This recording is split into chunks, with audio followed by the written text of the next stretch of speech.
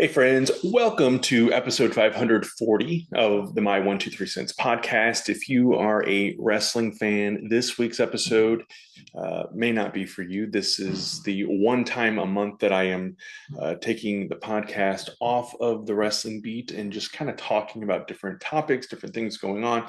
I entitled this week's episode Life. I wasn't really set on a solid topic, and so kind of have some residual leftover questions from last week or last month when I talked just about my experiences in the TV news industry. And I'll touch back and do more episodes on that in the future.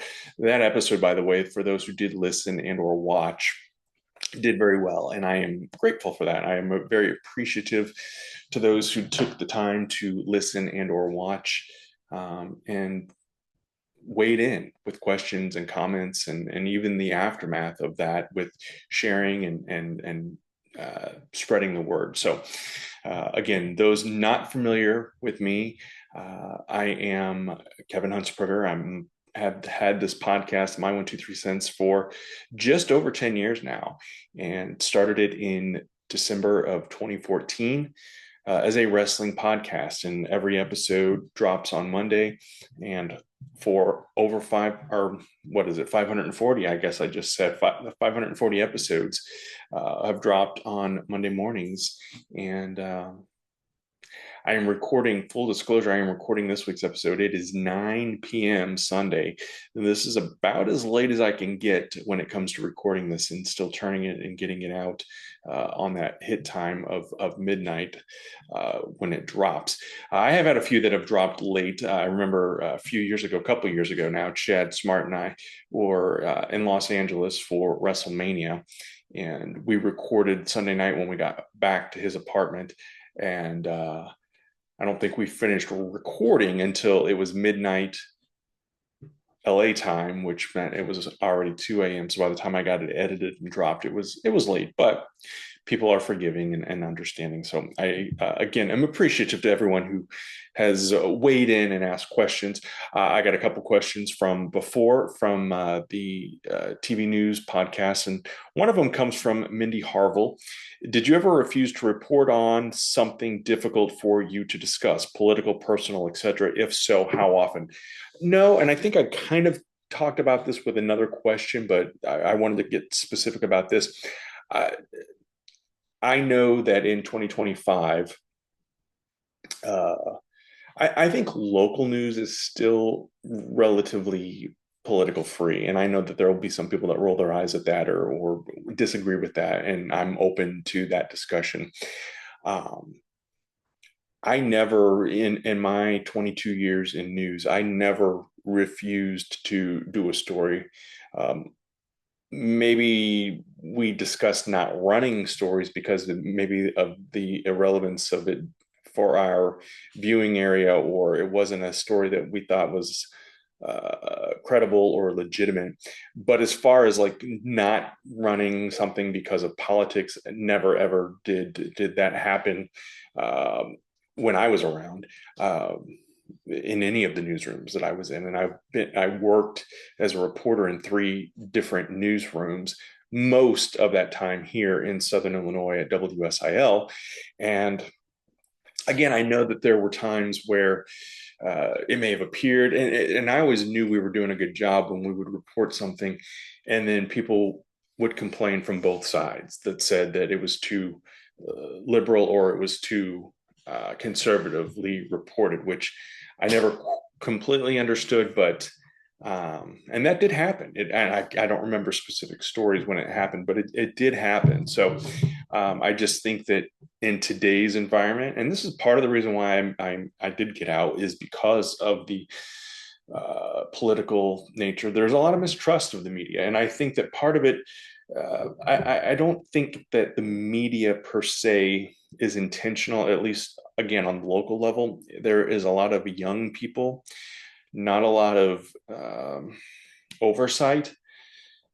And sometimes I think maybe not a whole lot of thought goes in. And so sometimes things are overlooked or not thought of from all perspectives or all angles. I don't think it's malicious or intentional. I think it's and I mean this in the literal sense of the word, and not to be mean, but just ignorance. It's just a level of that when it comes down to it.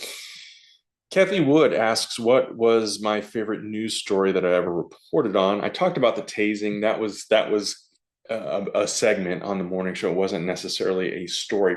I always liked being able to do stories. I did the medical reporting for years, and there are a handful of stories that kind of stood out to me doing the medical reports, because sometimes you were reporting on the breakthroughs and the happy stuff, and then there were times where it was, meeting families with cancer patients. Bobby West is one of those. She was from West Frankfort, battling cancer. And I still am in touch with her daughter via social media. She unfortunately passed away many, many years ago, but I met her through, and just her spirit and how uplifting she was, how positive she was in the face of that battle, was inspiring. And I was very glad that I had the opportunity to meet Bobby so many years ago. Gosh, I'd say it's probably been 10, 15 years at least that I met her. Um, Also, when I was doing the medical beat, there was a little boy named Evan DeMello, and he had a heart condition, and I met him and his family and kind of followed him to the St. Louis area for treatments and stuff. And unfortunately, Evan passed away as well. But again, that family and the courage and what they did in sharing their story to help maybe raise awareness, and that's what I always enjoyed about the news. Was it's not necessarily people wanting a spotlight on them, but they want a spotlight on a situation or a problem, and they want to help others who may face that same situation, may face that same issue. And it's more of a uh, just trying to make a difference, and not be the focus, but to be the voice to kind of get that word out there. Um, you know, Don Morgan, Donut Don, he had ALS. He was working at Heron High School. Uh, that was when I was doing class act, which was when students or teachers or someone in a school did something that was notable, and these kids were raising money for Donut Don. And meeting him was again an inspiring gentleman, and having that opportunity. And I have since been friends with his wife on Facebook for many years now as well. Um, so it's meeting those people, and getting to tell their stories and learning more about their situations. Those were three that really kind of stood out to me, that I got to meet. And um, hopefully by sharing their stories, sharing what was going on in their lives, it made a difference in someone else's life. So um, those were just the only two questions from that were left over from the TV news podcast from February. Ken Johnson, who's been a longtime supporter, and I mentioned him on the last episode as well. He asked several questions, and I met Ken working at Channel 3. He was a police dispatcher in Murfreesboro, and came in on the morning show. I think it was for Dispatchers Week, and just kind of talk more about what he did as a police dispatcher. Um, and turned out he was a wrestling fan. He started listening to the podcast and reading the blogs, and has been a longtime supporter since all that. So it is greatly appreciated.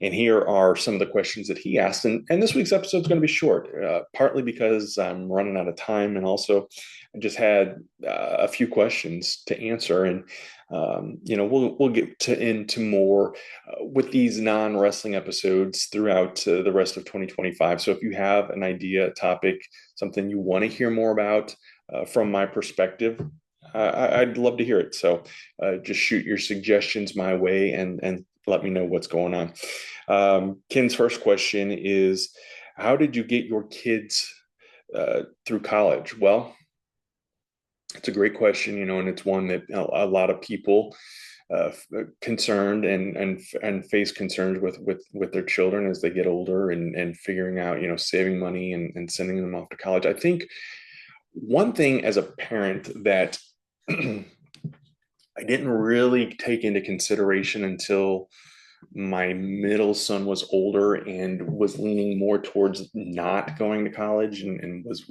kind of following a different path, was that not everybody, college isn't for everyone, and not everybody needs to go to college. Not everybody uh, should. I know when I was growing up, I was the first in my family. My dad had gone to a junior college and had taken some classes, but he never got a degree or anything like that. So my brother and I was the first, and then my brother also went away to school. But we were the first in our immediate family, and then on my um, cousin's side, my couple of my cousins ended up going away and going to college as well. Um, and I think that at that time, it was almost a foregone conclusion. I never remember a time of thinking I'm not going to go to college. My parents instilled that in me early on, and I'm glad I did. I mean, I so many amazing experiences and opportunities that came from going away to a university. I went to Southeast Missouri State, and that's where I met my wife. 33, almost 33 years ago now. So I would never tell someone that they have to go to college, but I would also tell people that, yeah, I think that it's a great experience, especially to go away and get those uh, experiences, and get a taste of life and learn things. Um, our oldest son, we knew that we wanted him to. He had always talked about going to college. He wanted to go to college, but we weren't sure that he wanted to go away to college. And he was pretty introverted, and we wanted him to get out of the nest and experience life. And he did that, and he is thriving. He went to SIUE in Edwardsville and graduated 3 years ago, almost 3 years ago now. And he's working. He's a professional. And so he was the one, as far as getting someone through college financially is what Ken is asking, if we saved or if we did loans. We did both. Um, my parents and my in-laws um, did I think it's Missouri Most in Missouri, and maybe I forget it's the college savings plan basically. So when our kids were all born, they started putting money away monthly for that, and then we were able to supplement with parent loans, and then my son did take some loans as well, and succeeded and graduated and was able to do so without amassing a terrible amount of debt. Um, my middle son ended up going to Shawnee Community College, which is where I work. And that's where my daughter also is currently attending. And because I am an employee, I receive a tuition waiver. And so for the two of them, the money that they had socked away from Missouri Most, some of that went towards books. Some of that is being saved, and because the tuition waiver only covers tuition, so they still have to pay for fees and lab costs and all that kind of stuff. But anyway, that money is still sitting in an account if they ever decide to further their education or do something else in the education field. It has to be spent on school or school related stuff. So that is still there for them. Because Ken is gearing up for that with his kids. So my advice, if you have kids and you haven't started saving, start today.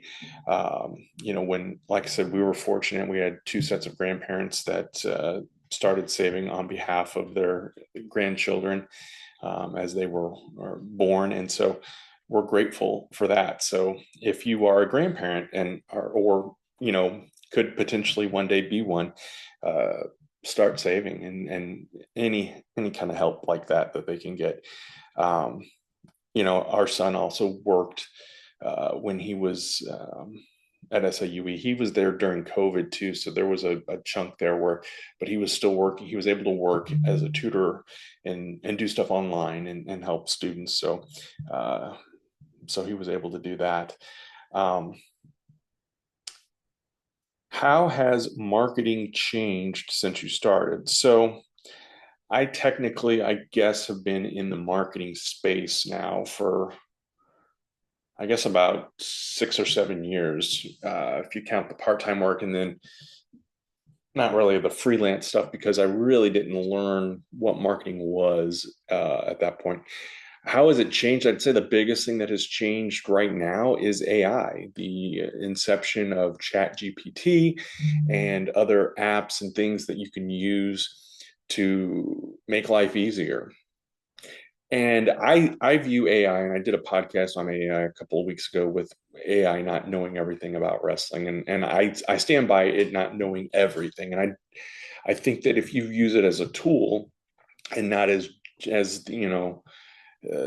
because I know there's concern that it's going to replace jobs, and I think that in some instances it will.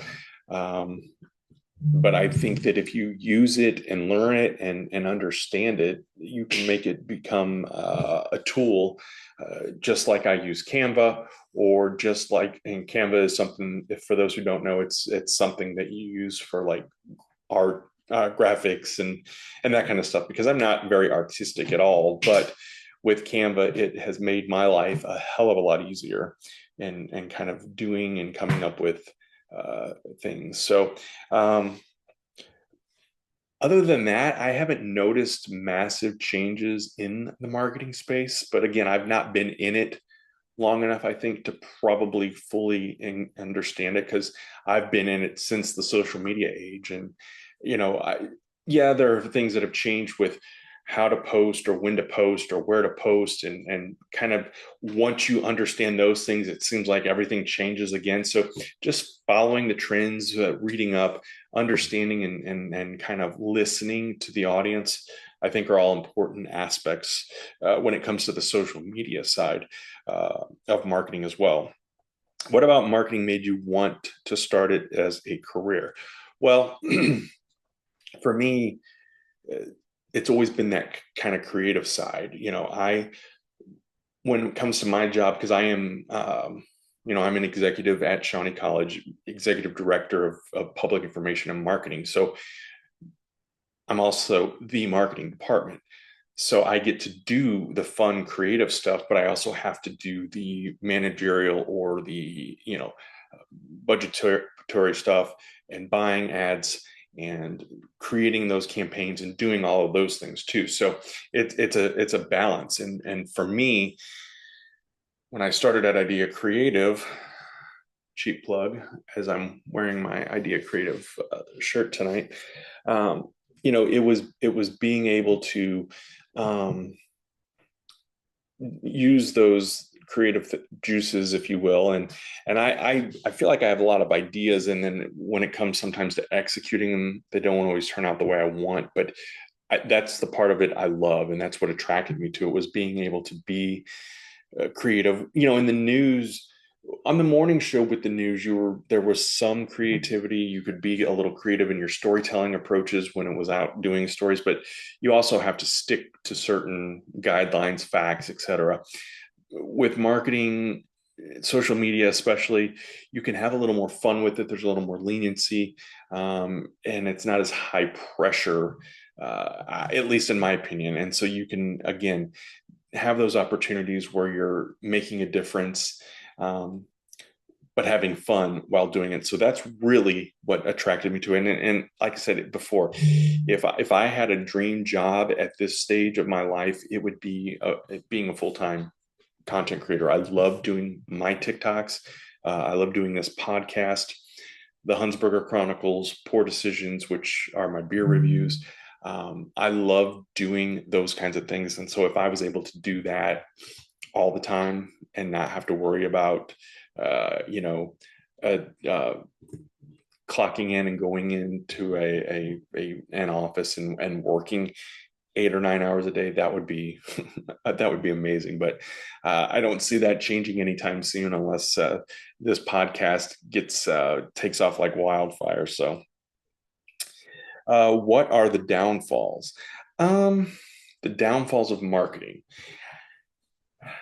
I do think that part of it is, kind of going back on the AI thing, talking about those trends and those things, and not understanding the downfalls is not keeping up with the changes because it is evolving and changing all the time, and so you have to stay on top of it or right in front of it, or it's going to run you over, and you're going to be looking and wondering what the hell just happened. So I would say keeping up with things. uh, I don't know that that's a downfall, but it's definitely one of the things that is yeah, I would love it to be easy and I could just turn on my computer and do my thing, but then I have to do research and do things to understand and know what's going on.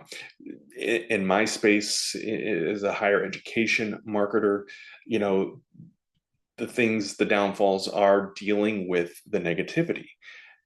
Everybody has a voice on social media, and not everybody, but many people want to use it. And sometimes they're wrong. They're flat out wrong about things, and they'll post and then they create this narrative, and go figure, people buy into it and start spreading it like wildfire. And so that would be a downfall as far as the marketing side of things. People that take things out of context, push things out of control, push a narrative that isn't really true, and then trying to play cleanup and never uh, argue with someone on social media. Take it offline, get to an understanding, and 9 times out of 10, knock on wood, that works. People will retract or sometimes take down their post. It's awesome when they take down the post and then apologize for posting it, but a lot of times it's just they take it down and then act as if nothing ever happened, even though they've you know done their best to kind of crap all over you or your product or your company or whatever the case may be. So Ken's other question: what is the vacation you always wanted to take with the kids, with just you and Lisa? um it's funny, my wife and I Saturday spent part of the day at Peach Barn Winery and Cafe in Alto Pass. If you have not been, I'd highly recommend it. They had the Burke family farm, our family alpacas out there. Those were cool. There was a longhorn, or not a longhorn, but oh gosh, a Highland cow from Fenton Farms. And so it was just a fun day. We had some wine. We ate some cheesecake from Schoolhouse Cheesecakes. They were selling them there. So it was a good day. And that was the vacation question, was one that my wife asked. She had said, if we had, if we won $5 million today, what would you want to do? And I'd said, take a vacation someplace I've never been. And the two places that are kind of on my bucket list of vacation spots would be Hawaii. I've never been. She went when she was in high school, and the other place would be Australia. And that's why the image for this week's podcast is a kangaroo hopping around in I guess the outback. Um, I think just even though I don't like flying, and that is a hell of a flight, I still think it would be worth that to go and see that part of the world. There's so much to Australia, and it would be kind of fun to see that. And then, Hawaii, who wouldn't want to spend time in the warmth and uh, the beach? And again, I'm not a big beach person, but it's Hawaii, so who wouldn't want to see that and experience that? So um, the kids want to go skiing again. We went skiing back in 2016 in Michigan. I wasn't very keen on it, but I'm willing to do it again.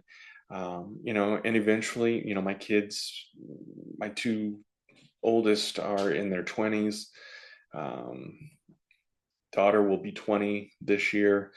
Um, we're closer to having grandkids one day than not. So uh, I still want to do the whole family Disney Universal Studios kind of trip as well at some point.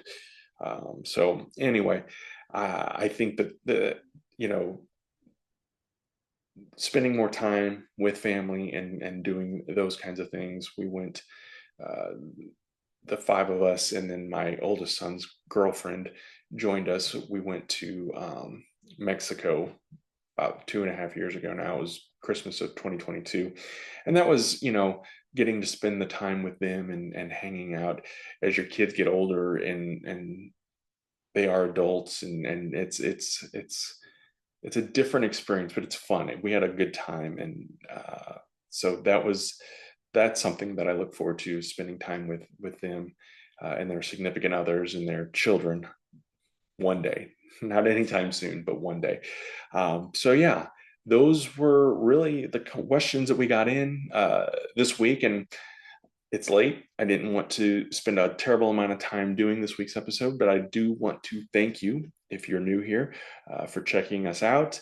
Be sure to tune in again next month if you're not a wrestling fan. Otherwise, if you are a wrestling fan, tune in next week for episode 541. I think we'll have something WrestleMania related. I've got an idea that I need to run by my buddy Chad, so we will see how that goes. But thanks for joining us, and we will see you next time.